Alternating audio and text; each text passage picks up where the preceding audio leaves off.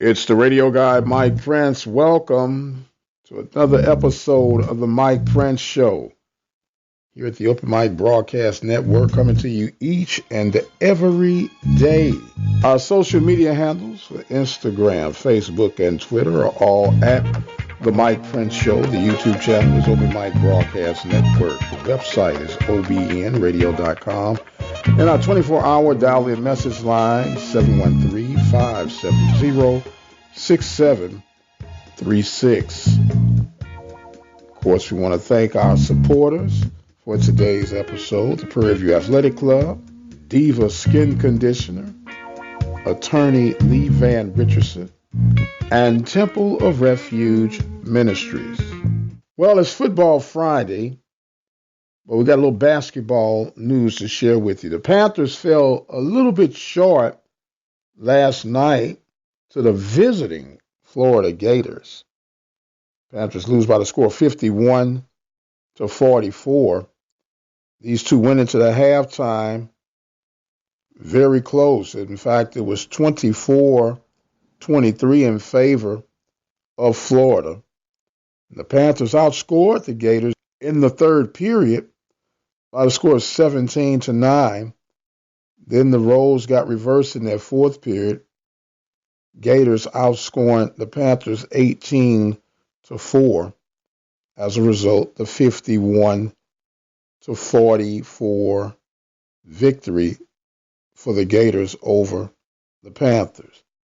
Kennedy Paul led the Panthers with 19 points, 6 rebounds, 1 steal. The Gators were led by Lavender Briggs.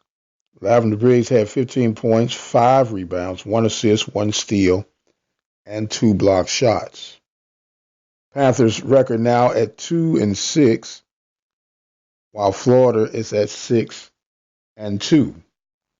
Today's action will see Florida A&M at Mississippi Valley, and Alabama State will be at South Florida. Over the weekend, Saturday, we'll have Rice at Texas Southern, and Jackson State will be at Southeastern.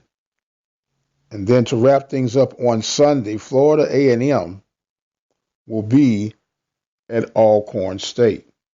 On the men's side of the hardwood in the Southwestern Athletic Conference, there was no action on last night, but today, Mississippi Valley will be taking on Missouri State. And that game will be at Missouri State, 7 p.m. tip-off. Saturday basketball action, Concordia will take on Texas Southern. Jacksonville State will be at Alabama A&M. Arkansas Pine Bluff will be at University of Texas El Paso. And Grambling State will be at Loyola Marymount. Sunday's action will have Southern University at Alcorn State. And, of course, on the gridiron, the big game this week will be the Southwestern Athletic Conference Football Championship. Southern University will take on Alcorn State University. 3 p.m. will be the kickoff for that game. As a programming note, you can, of course, listen to that game right here at the Open Mic Broadcast Network.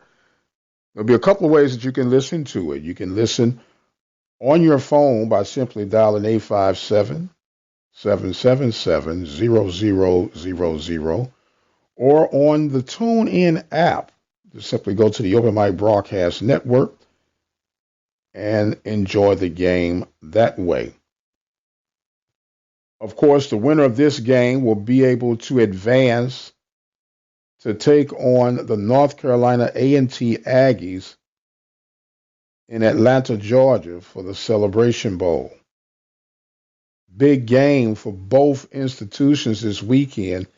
And if you've noticed, I've kind of stayed away from picking a winner in this one. It's one of those where you want to see a good game, number one. And for sentimental reasons, you're kind of hoping that this is the year that Odom can get over the Alcorn hump.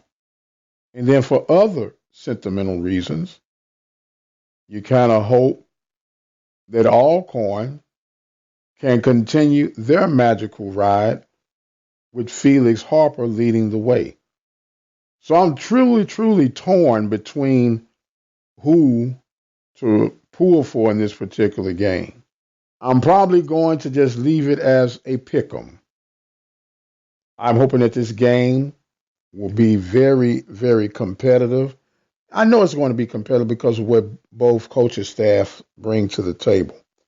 This game will be featured on ESPNU.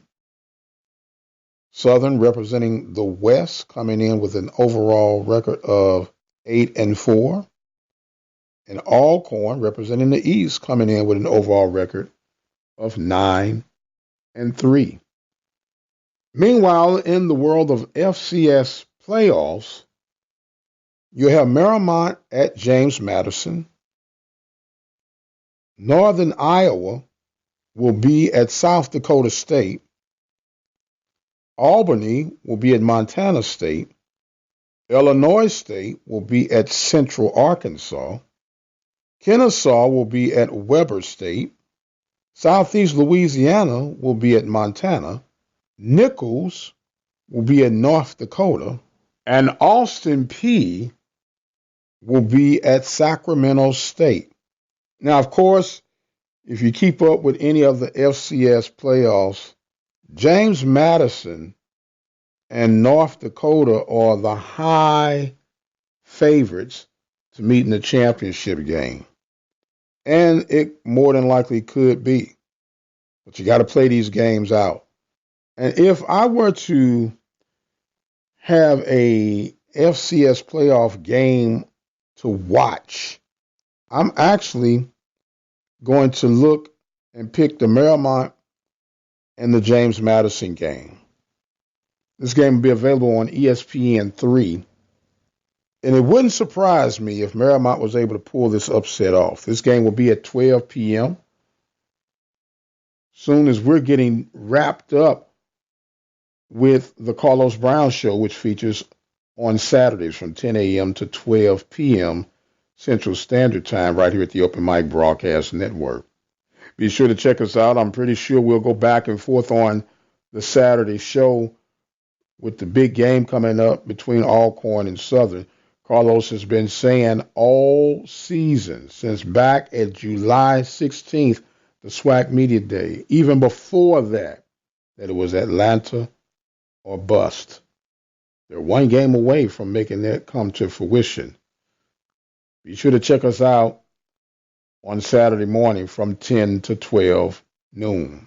And on Sunday night, you can check us out live right here at the Open Mic Broadcast Network with the Sports Report Live, 9 p.m.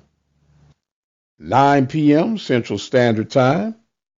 Check us out, the fastest hour in sports talk radio. A lot of you guys responded very well to our Greg Seitz interview that was aired on yesterday. Once again, we do apologize. There was some type of technical difficulties during that broadcast recording, but the content, as we mentioned in the description, was very well worth it. And the formula was pretty much laid out and established for what would need to be done and how it could still be done, even if there are a few select teams that are not involved in the process of the FCS playoffs.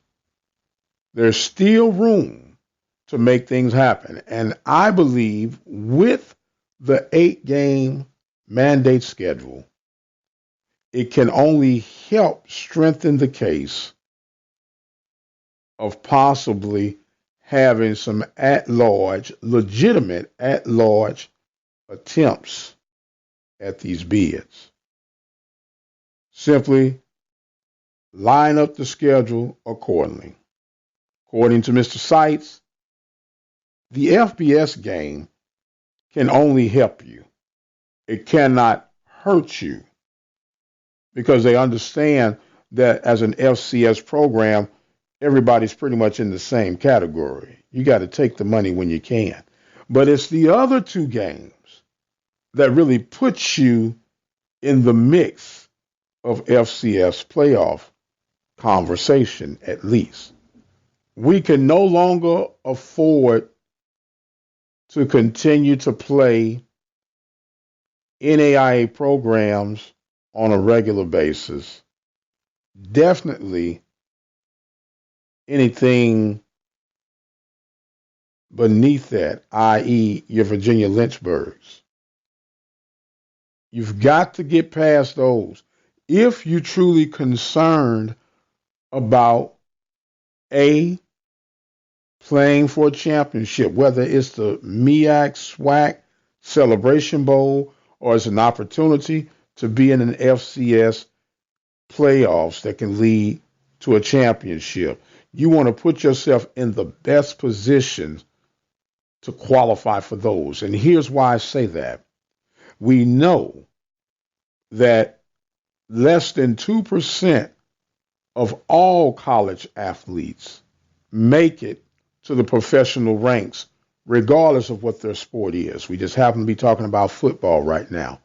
And if that is truly the case, that means 98% of our student athletes, this will be their last hurrah on a college level. With that wide margin of student athletes competing at their apex, should it not be upon the said institutions to do everything within their power to put those student athletes in a position of winning and becoming a champion? Don't be so close-minded that if you can't have this, you don't want nothing else at all.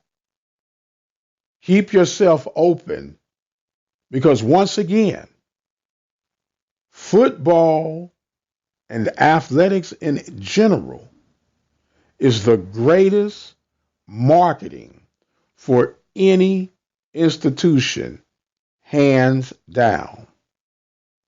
And you can't tell me that winning does not matter. Because if that were the case, we wouldn't keep scores, we wouldn't keep records, and coaches would not get fired. And one more note as I get ready to head stage left. We've got to come back to the middle. It does us no good to have an all-star coaching staff in whatever sport, and we do not have the adequate support staff to ensure that these student athletes are promoted properly, to ensure that the coaches have what they need. When you look from top to bottom, I don't care, you could pick any institution in particular in the MEAC and the SWAC, and some of the most underappreciated and overused staff members are in your sports information department. You have a certain ratio that is a standard when it comes to a football staff, a basketball staff, baseball, softball, soccer, any sport that is competing in a collegiate level. There is a certain quota that is required in order to adequately provide the greatest experience for our student athlete. We have it in compliance. Why can we not have that with our sports information departments? If we're going to do it, let's continue to try and do it right. We're in the 21st century. Time for excuses are out of the window. They're simply out of the window. And we need to step our game up. Because remember, charity begins at home. And if you don't take yourself serious, no one else is going to take you serious. And it's all about the overall imagery that our new commissioner, Dr. Charles McClellan, has been speaking of, is what we've been echoing for a long time. And when I say we, broadcasters, promoters, networks, whomever else you can think of, it's about strategically spending the monies available to put us in the best position possible. With that being said, I have truly run out of time for today, and I must exit stage left. I am the radio guy, Dr. Mike Prince, thanking you guys so much. Enjoy the rest of your weekend. In fact, let the weekends begin now. And until the next time, you guys be blessed, and we'll see you on the other side.